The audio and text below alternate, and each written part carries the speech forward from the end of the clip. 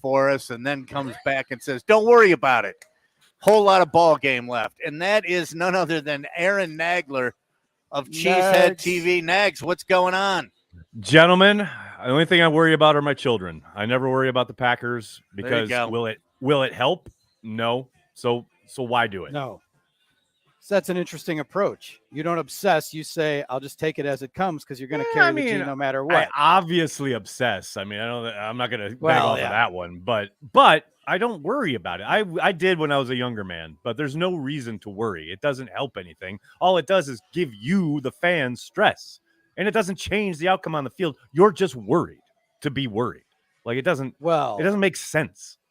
Yes, but in the anticipation and the run-up to, say, Sunday's game in Chicago, you ask yourself questions. You try to yes, and I wonder how it will transpire. And no doubt. But when I was a younger man, I would have worried a lot. But now, don't worry. All right, well, then I can say which unit, I'll be positive.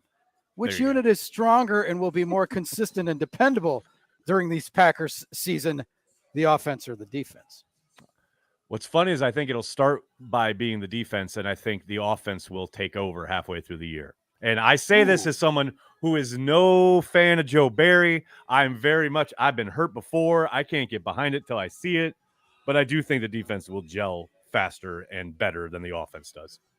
You know what, Nags, I tend to agree with you. I think it's going to take a little bit of time for Jordan Love to get situated into the regular season speed of the game versus the preseason. Then when he gets that under his belt, I think all is going to be fine. I think the one thing I keep coming back to from this summer when I was in Green Bay is watching the practices with the Patriots and how much the passing game really struggled as far as the man coverage the Patriots like to employ, the issues the Packers had up front in protection, a lot of stunts, a lot of kind of not exotic blitzes, but a lot of pressures thrown at this unit that for the most part in the preseason contests hasn't seen a ton of that, right? And we know in the preseason teams like very basic calls, it's very basic concepts for the most part. But man, when they were running most of the bulk of their stuff, the Patriots, I mean, the passing game really struggled.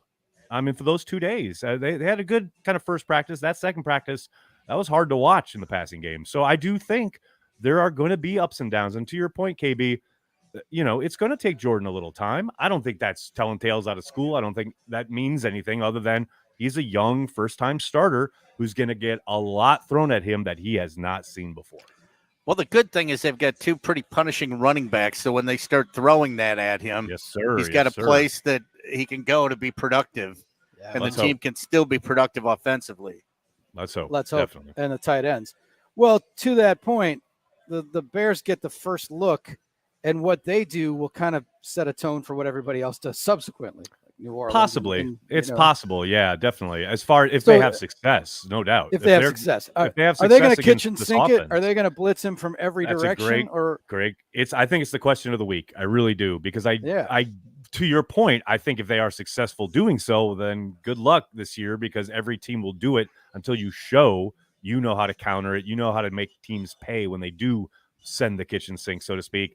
And I think any Packers fan who remembers that first start from Jordan, I mean, Spagnuolo, the defensive coordinator for the Chiefs, he just sent wave after wave, pressure after pressure. And the Packers, and not just Jordan, I mean, the entire offensive line, the entire protection unit, including the tight ends, the backs, what have you, no one played well in that regard in that game. So I do think if you're the Bears, you got to seriously consider it, especially on obvious passing downs. Like, yes, are you worried about Christian Watson and his speed? Of course you are. But I do think you have to make them show that they can do it. It's a whole nother animal when you're going against four-time MVP Aaron Rodgers, where you know he can diagnose most of this stuff and he's going to make you pay. You got a first-time starter who has not played a full NFL season yet. Yeah, if I'm a defensive coordinator, I definitely pick my spots to send the house, so to speak, and see, what's up, kid? Can you handle it? Do you know where your outlet is? Do you know a hot route where it's supposed to be? Do you know how to adjust the protection pre-snap if you do see it coming? There's a lot of those questions that Jordan's going to have to answer here starting in week 1.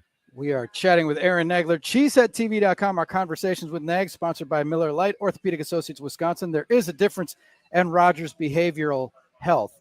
Okay, with that said, Jordan Love's going to be under the gun more. How much does this Packers stout offensive line mitigate that? You mentioned the Kansas City game. Didn't they? Wasn't Bach hurt too? Wasn't somebody else hurt? Yeah, they were a little makeshift up front, but they did not play well at all. And how are they? Obviously, Jones is pretty good at blitz pickups and stuff. No doubt. Tight end's a little softer on blocking. The tight end's the real question mark. No question about it. You see those guys in line, either of these rookies, they're going to get tested, and they did not look great this summer in that regard, but that's expected. I think the Tyler Davis injury will really kind of put them under the microscopes, so to speak, because teams are going to try to get whoever their premium pass rusher is, locked up on either Musgrave or Kraft or whoever, is playing in line.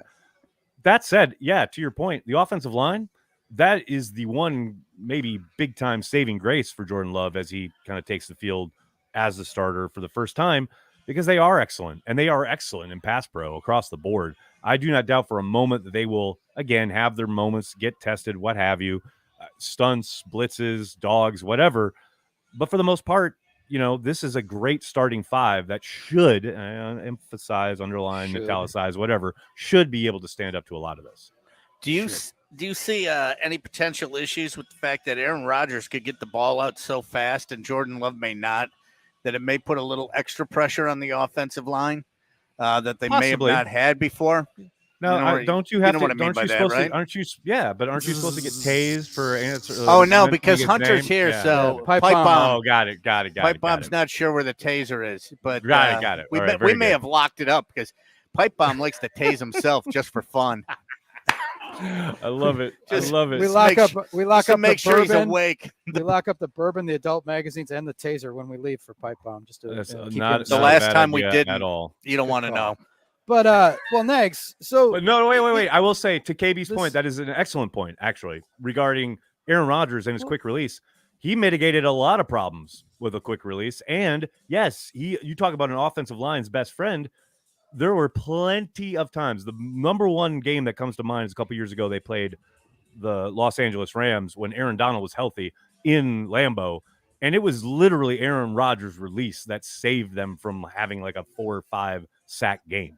Like, that is a very real thing. That is not an inconsiderate component here. Like, yes, they are excellent and they are talented, but the quarterback needs to know where to go with the ball and to get it out in a judicious manner, no doubt. That's one thing that I hope Love studied and picked up was his predecessor's ability to hang onto the ball when he was hitting from behind.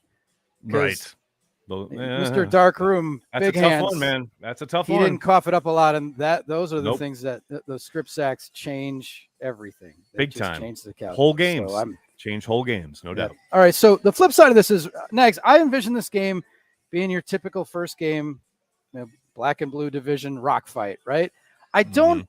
I just have a hard time seeing the Bears running roughshod over the Packers O-line, or conversely, Justin Fields, could he rush for 180 yards? Yeah, sure. Will he? I don't know. And if he does, is that a good thing for Chicago per se? You know what I'm saying? So I don't see them rising to the level where they're dominating either side of the ball. Well, it's so funny. I think, yeah, you're probably right, but I do think what has gotten lost a little bit in the conversation around this game, just because obviously the attention in the National Football League always goes to quarterbacks. That's just the way it is. It's the premier position. So Justin Fields and Jordan Love have gotten all the ink, right? Or the pixels, if you will. And I understand that. But to me, it's all about the running backs and the running game for both of these teams. I mean, the Packers were really successful running against this team last year. And I know they've made a lot of changes on defense, lots of new personnel, etc. But if the Packers are able to run the way they have been the last couple years, I think that sets up Jordan really well, right? Conversely, the Packers have not been good against the run since the earth cooled, essentially. Like, I can't, it's been a long time since the Packers have been able to stop the run on a consistent basis. And if the Bears are able to get their running game going, which I haven't seen anything to suggest they won't be, then I think that plays really well into an offense with Chicago that obviously wants to get Justin Fields going. Well, didn't Justin Fields put up like 1,400 yards in the first half last year? one of the games. He had the one big touchdown run, yes, and he is a problem with his legs. There's no doubt about it. Now you have to have a plan for that, and I have no doubt that Joe Barry will. But it's Joe Barry and plans, and I don't know how confident I feel in all that. The center of the field. But where's all of our camp-based optimism on Kenny Clark and Wyatt and the way those guys? I got nothing but optimism, but we're talking about the defense here, Drew. This is the defense. I got to see it in a game that matters. We had all sorts of confidence. All of a sudden, you're from Missouri. And then week 1 happened against Minnesota. I ain't doing that again, Drew. I'm not doing it. No, sir. I can see that. All right. Well, do you know who are we going to fall in love with that we haven't already in camp? When because it's a different tenor. It counts now. Yep. It all opportunities it all ramps up. Yep, no doubt. Okay, and for even something as pedestrian as who's running back the kicks? Are we locked in on that, or is that floating still? I suspect. I mean, obviously, Samori Toure was handling all the duties there towards the end of the summer, but I got to think Nixon's going to be back returning kicks when it matters, and probably Jaden Reed as your punt returner, though. Who knows? I know he was dealing with a shoulder injury kind of later in camp, so maybe they hold him off in that regard and put Toure back there. But I tell you what, you talk about who we're going to fall in love with. That Jaden Reed is your guy. Like, I think I'm holding my chat here in a little bit on Cheesehead TV, and my whole title is Jaden Reed is your X factor. I think he is going to be such a major component of this offense that people haven't seen yet, just because, like I said, they keep everything really basic. But I think he's going to be a very surprising combination of what they were doing with Tyler Ervin back in 2020, especially early on in that season, and a young Randall Cobb. You put those two together, and I think it's going to be something we haven't seen in this offense, and it's going to be really exciting. This is a new toy for Matt. Then the jet sweep Very is in. Much so. And all of that. He's I think a little guy who competes. A lot more motion than we've seen in the last couple of years. We know the former quarterback wasn't a fan of it. I think it's going to be back in a big way, and not just with Jaden Reed, but lots of different players. And we're going to see condensed formations, and we're going to see a lot of the stuff we saw, especially early on in 2020, where they marry the run with the play action pass. We've already seen some of that with Jordan in the preseason. I think we're going to see a boatload of it on Sunday against the Bears. Will it be more or less RPO calls than in the past? I don't know. That's a good question. I think it's definitely part of their game still. It's definitely part of their offense still. We saw plenty of it this summer. Now when and where it's utilized, that's what I'm interested in seeing. I mean, look, they still have what they call run alerts where, they can have a run call on and the quarterback, and if the receiver and the quarterback are on the same page. You saw that on the touchdown to Christian Watson against the Seahawks. That's just two guys playing catch, and the rest of the team is running a run play. So I think all those components are still part of the offense. I'm just fascinated to see how much of it is utilized when. In terms of how much how much of that is happening in the red zone, how much of that is happening between the 20s. Like, I have no idea because it's a new quarterback. It's a whole new offensive kind of attack. So I'm fascinated to find out. Am I delusional in my one hope for this game is that, I think the Packers, let's say the Packers lose, Bears defer, Packers get the ball. I want the first play to be a replay of bomb. The thing is, I think so many people are hoping for that. It just feels a little too obvious, and the Bears are probably going to be ready for it. Though. But it would be freaking amazing. I almost swore here on your radio. But I if they had Jordan just rise and fire deep to Christian Watson on the first play of the season again, it would just be, and then this time connect and go for a touchdown. That's what I was going to say. Wouldn't it be fitting is that this time he connects and goes all I would lose to start the new era.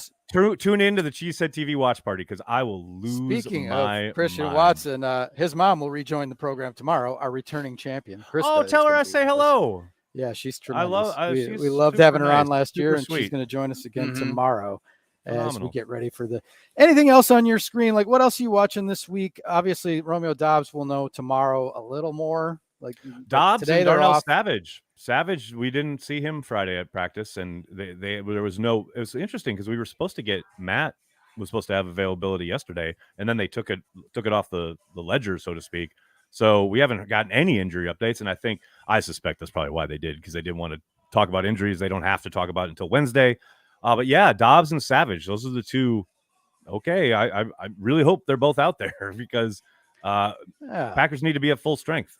Got to hit the ground running, so to speak. Another one of my minor beefs with the NFL and the way they do things, Nags, making the coach available before practice. Like, well, hey, no, it's so funny you say that. Shout out to the Packers. We got our kind of list for the week of when coach is going to be available post-practice every day this week. There you go. Nice. Because I just don't. Because then it'd be that, like, huh? well, because I'm right there with you. Throw me a house darn up. Well, I won't know until I get out there, and then I haven't talked to the training staff yet. Haven't talked to the trainer. That started under McCarthy, and I always really bugged me. But yes, I literally just got the email a little bit ago, and it's post practice every day this week. And even during camp, like the next morning session, you're asking about stuff that happened at practice, which you would have asked yesterday, the day before. Yes, correct. Yes, I'm with that's you. just one of those picayune things to me that never made sense. Like, why is the coach like before practice? Man, now people might say that in baseball, watch. Why didn't you talk to the manager before the game, Drew? Like, they'll get Matt after practice this week, and he'll get so annoyed by all the questions that they'll switch back to having Matt available before. That's practice. probably yes. I can't wait. They'll go back to the way they've always done. I'm really excited. Well, kudos to the Packers then. That's fantastic. I know. I was very happy. On our way out, Nags, there was some big news about Cheesehead TV on Friday after we spoke to you, and it hit the interwebs, and I saw it over the weekend. Yes, sir. Go ahead, take a bow. Let's let's I celebrate. don't know about a bow, but it's very exciting. Let's celebrate. It's a milestone. Cheesehead TV is now completely independent operator, etc. It is like literally my job. It is not supported by any other entity. It's kind of crazy. As I said in my chat on Friday, if you had told 17-year-old Aaron what he'd be doing when he was 50 for a job, the first thing he would have said is, "What's the internet?" And the second thing he would have said is, "That's dope." So I'm kind of living a dream. It's kind of great. It's a lot of hard work, but it beats working for a living. It's always been your brand, Aaron Nagler Cheesehead TV, since this little pirate ship set sail. Exactly. But it's now sustaining, and kudos to you because people didn't know that you had doing other things to keep the lights on. Thank you, brother. It's I will say it's a bit scary, but it's a bit awesome as well. There is, to use our buddy Brian Butch's term, there's a lot of sweat equity here. And yes, you guys have put a lot into get comfortable with being uncomfortable. Yeah, you put a lot into building this. So that milestone. Now the next thing is, who do we add as the second full-time employee? I know, right? As our burgeoning empire, we can barely pay me. Now we got to add somebody else. Good Lord, God help me. I got to pay rent and feed mouths here in New York City, man. We ain't in New York City. Expand. It ain't cheap. Good Lord. It ain't cheap. Nags, thanks for your insight today. Appreciate it. Again, belated congrats on Cheesehead TV. Thank you, sir. Its own Thank you. Separate standalone, which is fantastic. Good luck on your draft tonight, Nags. You as well, sir. And I hope whoever's in charge of your draft gets all the best players, and that you take the league by storm. That you clearly don't care about at all. Yes, it would be perfect if KB won because he and his general manager. I have a general manager because I am an absentee owner. Yes. That's it. Hey, that's the best way to play. That's the best way to do it. Absolutely. I love it. All right, take care, Nags. We'll talk to you Friday. Thanks a lot, guys. When we'll be closer to kickoff. Aaron Nagler, Cheesehead TV.